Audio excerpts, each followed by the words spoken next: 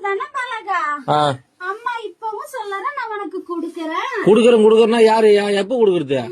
பொண்ணுகிட்ட இப்போதைக்கு குடுக்க முடியும் இல்ல அவகிட்ட. ஆத்தா இன்னைக்கு நான் குடுத்துட்டேன், நாளைக்கு உனக்கு குடுப்பா. நீ வாங்கிட்டு போ பலகா, அவசரப்படாத. எத்தனை நாள்? 3ஆம் தேதியில இருந்தா? ஆமா பலகா, 3ஆம் தேதி வீடு. ரொம்ப நாள் ஆச்சு.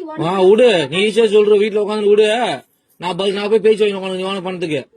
நீ ஏன் பதில் சொல்ற? அம்மா நான் சொல்றேன். சொல்ல பதில். என் பொண்ணுக்கு ஆத்தா நான் குடுத்துட்டேன். என் பொண்ணு கையெல்லாம் உன் கைக்கு வந்ததுக்கு அப்புறம் குடுக்க வேண்டிய இடத்துல குடுத்துக்க பலகா. எப்போ வரும்?